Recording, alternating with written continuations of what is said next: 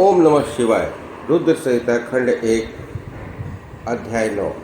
उमा सहित भगवान शिव का प्राकट्य, उनके द्वारा अपने स्वरूप का विवेचन और ब्रह्मा आदि तीनों देवताओं की एकता का प्रतिपादन। ब्रह्मा जी कहते हैं, नारद, भगवान विष्णु के द्वारा की हुई अपनी स्तुति सुनकर करुणा नदी महेश्वर बड़े प्रसन्न हुए और उमा देवी के साथ सहसा वहाँ प्रकट हो गए।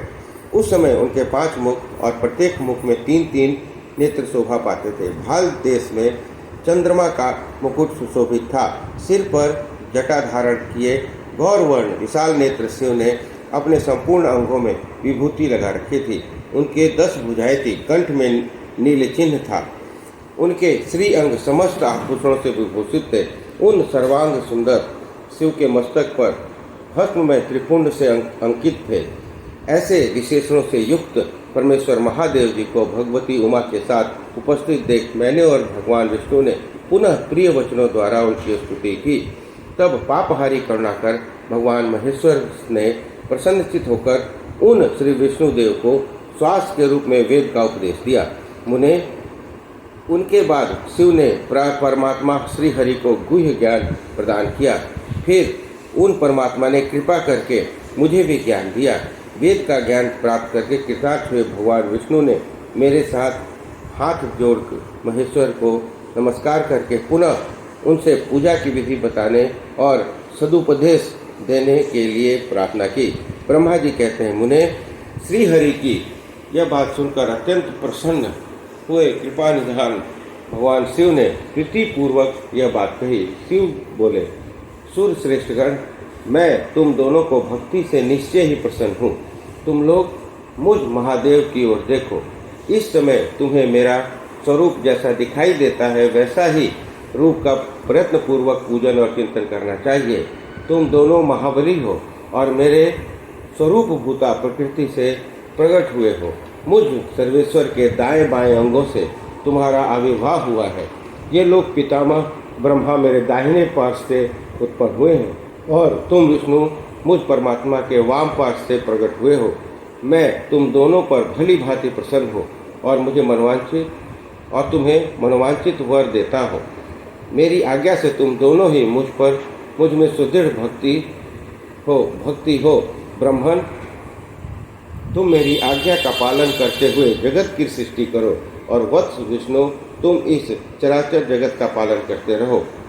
हम दोनों से ऐसा कहकर भगवान शंकर ने हमें पूजा की उत्तम विधि प्रदान करी, जिससे के अनुसार पूजित होने पर वे पूजक को अनेक प्रकार के फल देते हैं।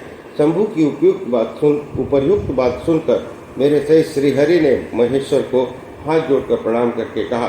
भगवान विष्णु बोले, प्रभु, यदि हमारे प्रति आपके हृदय में प्रीति उत्पन्न हुई है और यदि आप हमें वर देना आवश्यक समझते हैं तो हम यही वर मांगते हैं कि आप में हम दोनों की सदा अनन्य और अविचल भक्ति बनी रहे। ब्रह्मन कहते हैं, मुने, श्री हरि की यह बात सुनकर भगवान हर ने पुनः मस्तक झुकाकर प्रणाम करके हाथ जोड़कर खड़े हुए उन नारायण से स्वयं कहा। महेश्वर बोले, मैं सृष्टि पालन और संहार का करता हूँ, सगुण और निर्गुण हूँ तथा सच्चिदानंद स्वरूप निर्विकार पर ब्रह्म परमात्मा हो। विष्णु, सृष्टि, रक्षा, प्रलय रूप गुणों अथवा कार्यों के भेद से मैं ही ब्रह्मा, विष्णु और रुद्र नाम धारण करके 3 स्वरूपों में विभक्त हुआ हूँ। हरे, वास्तव में मैं सदा निष्कल हूँ। विष्णु, तुमने और ब्रह्मा ने मेरे अवतार के निमित्त हो जो स्तुति की है, तुम्हारी उस प्रार्थना को मैं अवश्य सच्ची करूँगा, क्योंकि मैं भक्त वत्सल हूँ। ब्रह्मन, मेरा ऐसा ही परम उत्कृष्ट रूप तुम्हारे शरीर से इस लोक में प्रकट होगा जो नाम से रुद्र कहलाएगा। मेरे अंश से प्रकट हुए रुद्र की सामर्थ्य मुझसे कम नहीं होगी। जो मैं हूँ वही यह रुद्र है। पूजा की विधि विधान की दृष्टि से भी मुझ में और इसमें कोई अंतर नहीं है। जैसे ज्योति का जल आदि के साथ संपर्क होने पर भी उसमें स्पर्श दोष नहीं लगता, उसी प्रकार मैं निर्गुण परमात्मा को भी किसी के संयोग से बंधन नहीं प्राप्त होता। यह मेरा शिव रूप है।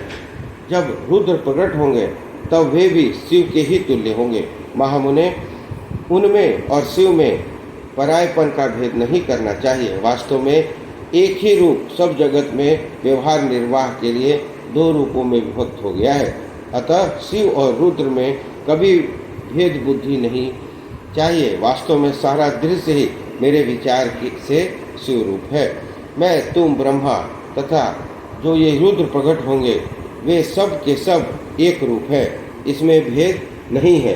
भेद मानने पर अवश्य बंधन होगा, तथापि मेरा शिव रूप ही सनातन है। यही सदा सब रूपों का मूलभूत कहा गया है। यह सत्य, ज्ञान और अनंत ब्रह्म है। ऐसा जानकर सदा मन में मेरे यथार्थ रूप का दर्शन करना चाहिए। ब्राह्मण सुनो, मैं तुम्हें एक गोपनीय बात बता रहा हूँ। मैं स्वयं ब्रह्मा जी की भ्रुकुटी से प्रकट होऊंगा। गुणों में भी मेरा प्राकट्य कहा गया है। जैसा कि लोगों ने कहा है, हर तामस प्रकृति के हैं। वास्तव में उस रूप में अहंकार का वर्णन हुआ है। उस अहंकार को केवल तामस ही नहीं, सात्विक भी समझना चाहिए, क्योंकि सात्विक देवगण वैकारिक अहंकार की ही दृष्टि है। यह तामस और सात्विक आदि भेद केवल नाम मात्र का है, वस्तुतः नहीं है। वास्तव में हर को तामस नहीं कहा जा सकता। ब्राह्मण, इस कारण से तुम्हें ऐसा करना चाहिए। तुम तो इस दृष्टि के निर्माता बनो और श्री हरि इसका पालन करें, और मेरे अंश से प्रकट होने वाले जो रुद्र हैं वे इसका प्रलय करने वाले होंगे। ये जो उमा नाम से विख्यात परमेश्वरी प्रकृति देवी है, इन्हीं की शक्तिभूता वांग देवी ब्रह्मा जी का सेवन करेंगी।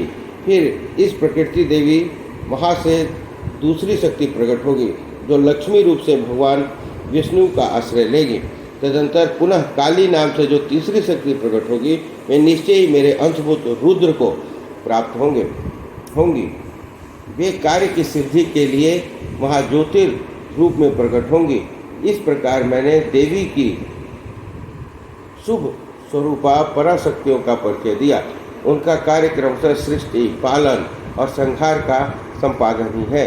सुश्रेष्ठ, ये सब की सब मेरी प्रिया प्रकृति देवी की अंशभूता है।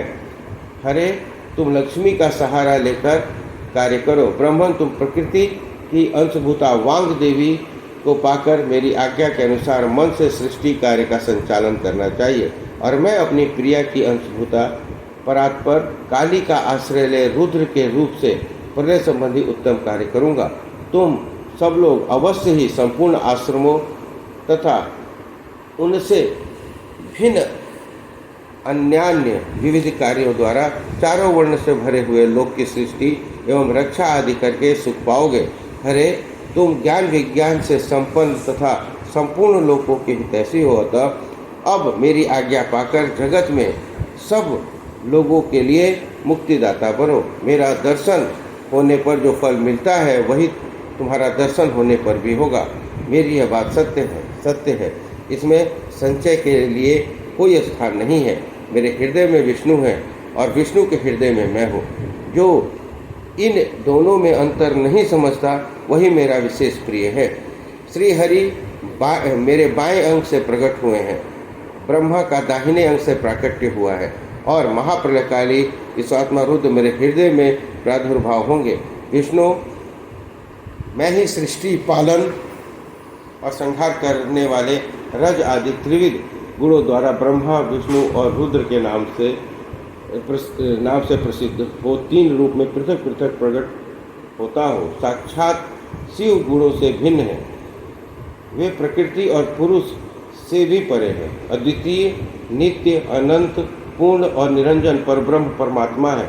तीनों लोकों का पालन करने वाले श्रीहरि भीतर तमोगुण और बाहर सत्वगुण धारण करते हैं।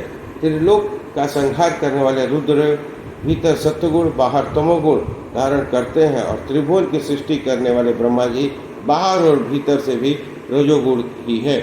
इस प्रकार ब्रह्मा, विष्णु, रुद्र ये तीन देवताओं में गुण है, परंतु शिव गुणातीत माने गए हैं। विष्णु, तुम मेरी आज्ञा से इन सृष्टिकर्ता पितामह का प्रसन्नतापूर्वक पालन करो। ऐसा करने से तीनों लोकों में पूजनीय होगे। इस प्रकार रुद्र संहिता खंड 1 अध्याय 9 समाप्त हुआ। बोलो हर हर महादेव।